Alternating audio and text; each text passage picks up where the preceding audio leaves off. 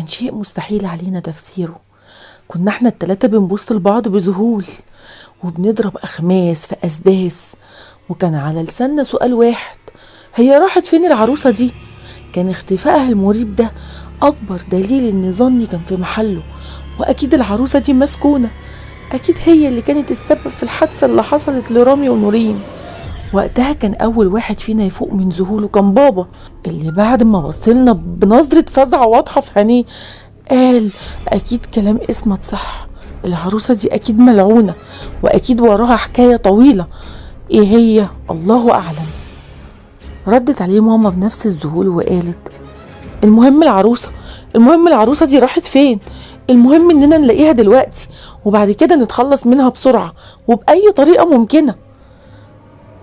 فقت أنا كمان من ذهولي، وبعد ما اتلميت على أعصابي قلت: دلوقتي أنا اتأكدت من حاجات كتير، دلوقتي بس أقدر أقول إن العروسة دي ورا كل اللي حصل لي، وأكيد جين ورا كل ده. معقول جين اللي كنت بعتبرها أكتر من أختي تعمل كده؟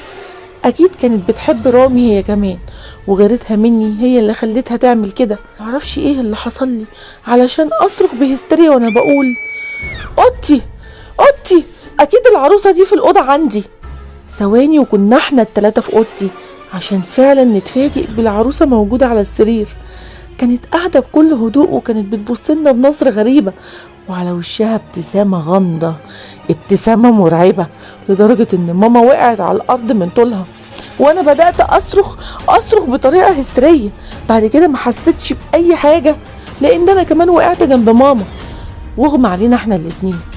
معرفش قد ايه مر من الوقت وانا مغمى عليا انا وماما، لكن لما رجع لي وعي من تاني ساعتها لقيت نفسي على سرير في مستشفى، وقبل ما اتلفت حواليا عشان اسأل انا فين، وقتها سمعت صوت بيقول: الحمد لله على سلامتك، هي الحكاية كلها صدمة عصبية بسيطة، والحمد لله راحت لحالها. لما بصيت لناحية الصوت شفت دكتور شاب هو اللي كان بيكلمني، وقبل ما ارد عليه كمل كلامه: وبالنسبة لوالدتك فهي بخير هي كمان، بس هتشرفونا النهاردة في المستشفى عشان نطمن عليكي وعلى والدتك، والصبح للأسف هنتحرم منكم لأنكم هتروحوا بيتكم تاني. كل اللي بطلبه منكم الراحة التامة، وبلاش أي مجهود لغاية بكرة الصبح. بعد ما قال كده لقيته ابتسم في هدوء قبل ما يقول: بعد إذنك دلوقتي مضطر أسيبك علشان أمر على باقي المرضى. بعد ما قال كده وسابني وخرج، سابني لتفكيري، وبقيت بفكر في جين العروسة المرعبة. مر الوقت بسرعة لأني كنت نايمة بسبب المهدئات اللي كنت واخداها، عشان كده لقيت الليل عدى بسرعة والدنيا نورت بنور ربنا. ويدوبك قبل ما يمر 10 دقايق لقيت باب الأوضة حد بيخبط عليه بهدوء. قلت اتفضل. لقيت الباب بيتفتح وبيدخل الدكتور اللي كلمني امبارح، وكان معاه بابا اللي اول ما شافني جري عليا وهو بيقول: اسمت، الحمد لله انك بخير يا بنتي. الدكتور هو اللي كان مانع عني زيارتك عشان الانفعال، لكن الحمد لله طمني عليكي دلوقتي. يلا يا حبيبتي غيري هدومك بسرعة عشان اخدك انتي وماما ونرجع على بيتنا.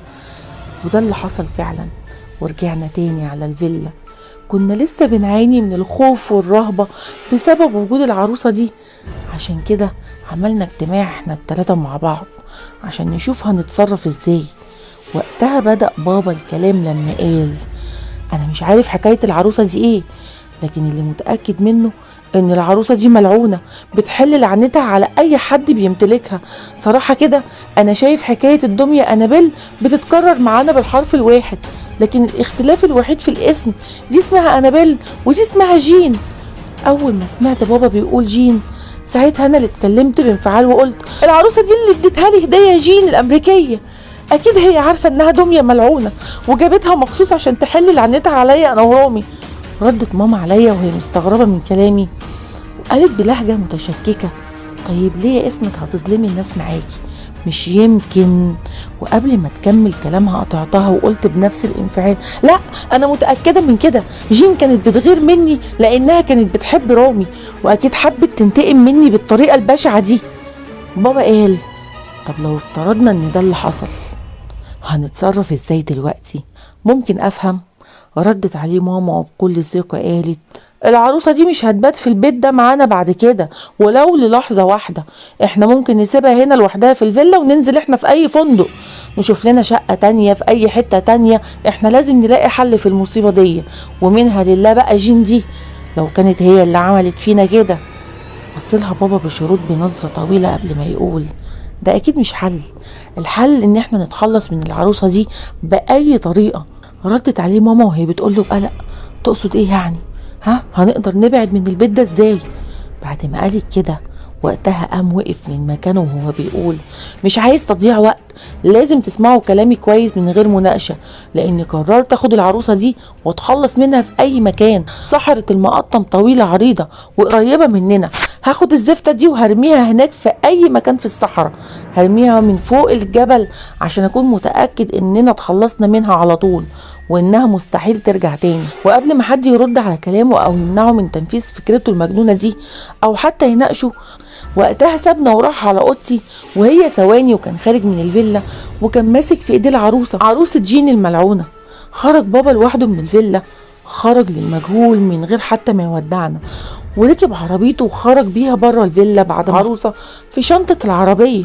مر الوقت ومرجعش بابا، ولحد دلوقتي ما نعرفش عنه حاجة.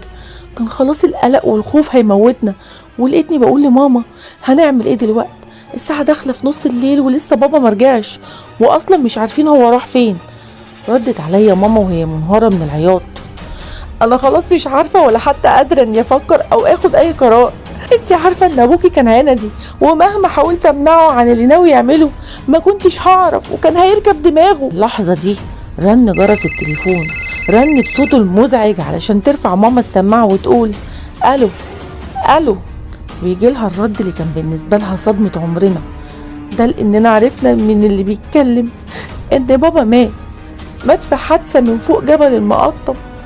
مات بابا هو كمان، وكان السبب برضو جين العروسة اللي كانت هدية جين صديقتي الأمريكية.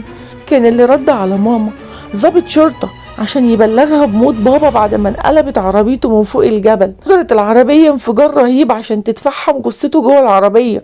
ولحسن الحظ كانت لوحة الأرقام المعدنية الخاصة بالعربية انفصلت عن العربية ووقعت بعيد، عشان كده فضلت سليمة. وعن طريقها وبعد الرجوع للمرور قدروا يتوصلوا لاسم صاحب العربية وبياناته الشخصية. وكان علينا اننا نروح مشرحة مستشفى المقطم عشان نستلم اللي اتبقى من الجثة، واللي كان عبارة عن شوية عظم محروقين، مجرد هيكل عظمي كان على وشك انه يتحول لرماد بسبب شدة النار اللي اشتعلت في العربية. وكأن جسمه دخل في محرقة لحرق جثث الأموات زي الطقوس الهندوسية في الهند. وبموت بابا كانت البداية المأساة الحقيقية، لأن اللي حصل بعد كده نهاية الجزء الرابع. تابعونا مع الجزء الخامس.